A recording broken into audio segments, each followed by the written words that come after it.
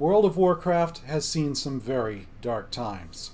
Content droughts, design fiascos, scandals, systems too complex for their own good, and radio silence as community engagement hits an all-time low.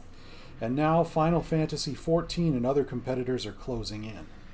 But I don't think this has to be the end of the story for World of Warcraft. What World of Warcraft needs is simpler systems, more content, better community engagement so that the dev teams know what will get players excited to pick up World of Warcraft again. To that end, I have invented a system of my own, a simple system that gives players huge amounts of customization, that lets developers add awesome and useful abilities without fear of spellbar bloat, giving players the ability to upgrade 3 of their spells to be something new. I'm cooking up concepts for 7 of these upgrade spells for every spec. Some of them are returning favorites, some of them are brand new. Either way, Blizzard has my express permission to use every concept I post about in these videos in the comments or on the forums.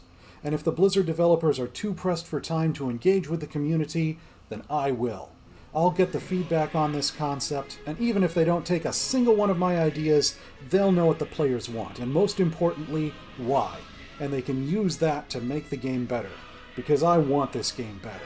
I want WoW to last another decade.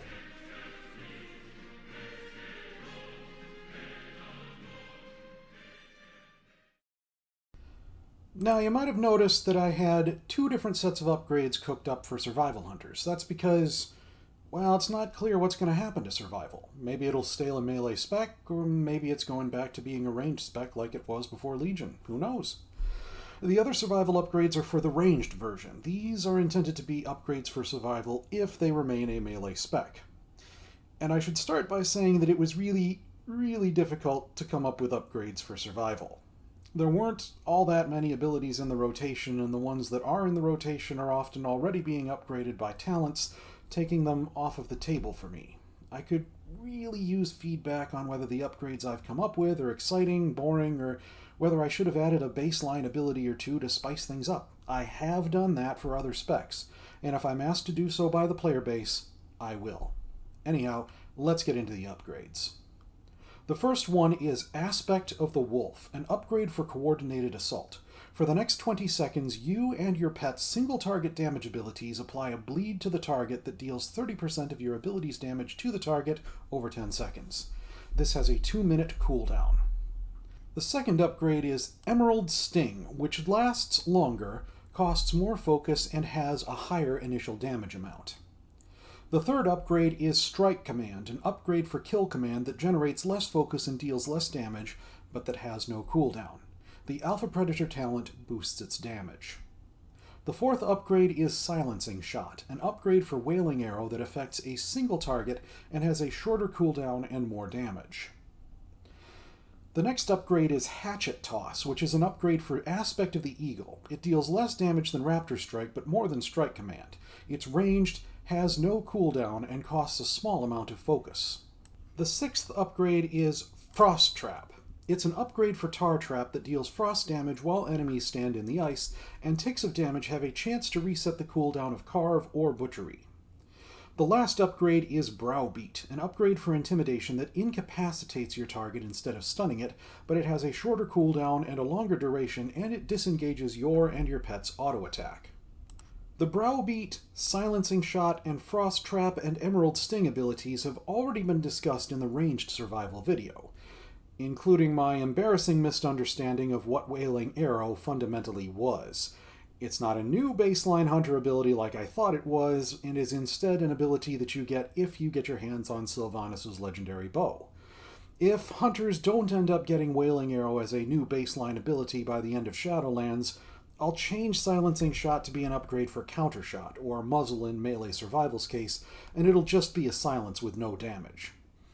I should say here that Frost Trap having a chance to reset Carve's cooldown was intended to replace the reset Explosive Shot's cooldown thing. To be honest, I'm not sure if it's overpowered as stated or not. I mean, Survival has a lot of multi-target abilities on cooldowns. If reducing those cooldowns is too much, please let me know what I can do with Frost Trap instead, up to and including replacing it. Strike Command is meant to add more focus generation flexibility if it's needed. Kill Command has a cooldown after all, but if I get feedback saying I should make the trade-off something else, like more focus, more damage, and a longer cooldown or something like that, I'll do that instead. Also, there are quite a few effects that cause Kill Command not to incur its own cooldown.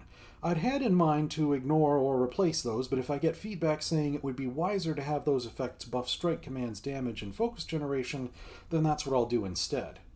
I started to run low on ideas, as usual once I have 4 or 5 upgrades, and started to look for other things that could be replaced. I decided that Aspect of the Eagle was meant for edge cases where it's impossible to be in melee, so I thought, why don't I just add a ranged damage ability with no cooldown to compensate and make that an upgrade for Aspect of the Eagle? Yeah, I'm kind of obsessed with ranged damage abilities with no cooldown after I lost Denounce in Legion, but I digress. That's why I unpruned the old Hatchet Toss ability. It's intended to be focus neutral so that you're neither capping on nor losing focus if you have to resort to using it. Aspect of the Wolf was me deciding that if I can't upgrade abilities in Survival's main rotation, then I should at least upgrade a cooldown instead of focusing on CC or utility abilities.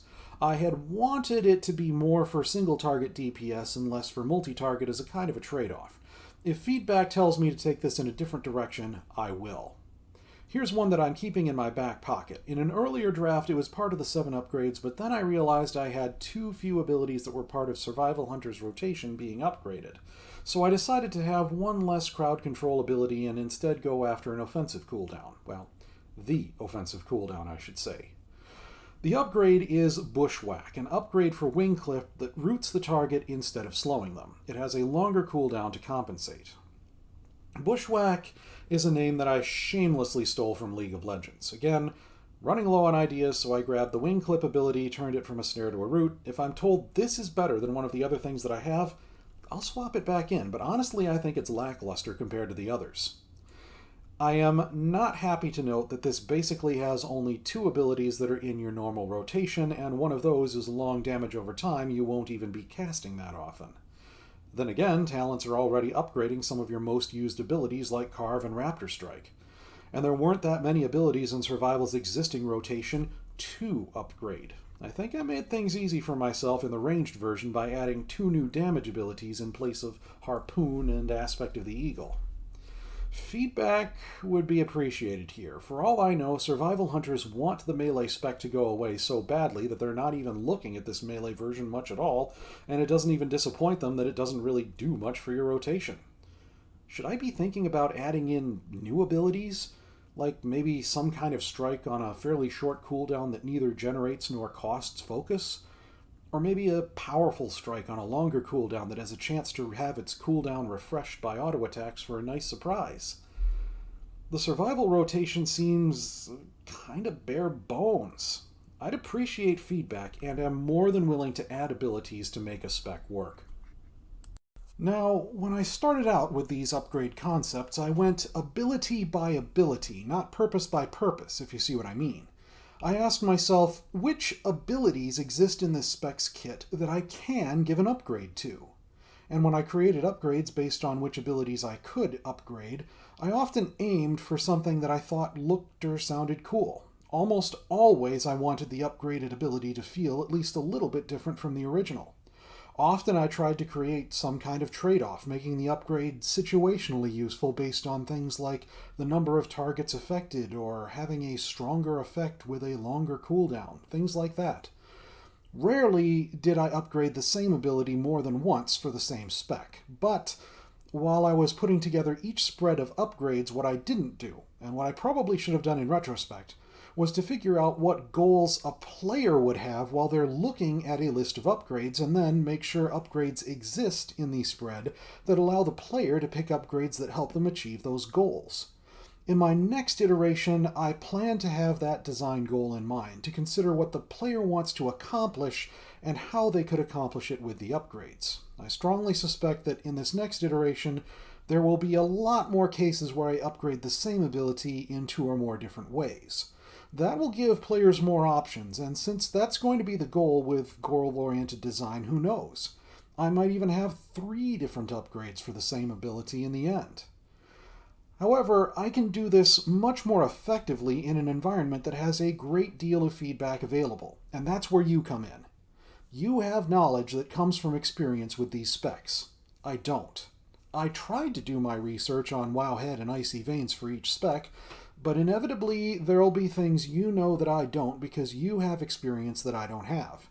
You'll have more and better ideas than I could hope to have, and I know I need those, so please, let me know what you think of these upgrades and what better ideas you have for what to put in their places. Now we come to the part where I look at the spread of upgrades and see what a player could do if they wanted to buff themselves for a specific purpose. Really not looking forward to this part. And there's nothing but Frost Trap for multi-target. It's kind of disappointing that there's only one upgrade and it's got randomness attached to it. Yuck. Then again, Survival excels at multi-target burst in their baseline anyway, so maybe I shouldn't be so disappointed? I suppose Emerald Sting plus Hydra's Bite can be a buff to multi-target DPS, and in any case, the multi-target rotation calls for putting Serpent Sting on as many targets as you can. Considering that Emerald Sting lasts longer, it can probably go on more targets, making that a de facto multi-target upgrade even though the spell itself affects only one target. And I didn't even think of that until I was typing all this out. But these thoughts about how good Emerald Sting would be under the circumstances is more or less speculation on my part. I'd need to hear from an experienced survival player how good this would really be. For single target, there's Aspect of the Wolf, Emerald Sting, and maybe Strike Command. Hatchet Toss might get used for some fights too, but it's hard to get excited about those since so little of that is rotational. Again, if I should be adding abilities here, please let me know, and let me know what you think of those other two concepts. The non-focus costing strike on a short cooldown, which I guess I'll call Coyote Strike, and the long cooldown strike that has a chance to get reset. I think I'll call that Mammoth Strike. If you tell me to add those, then I'll add them.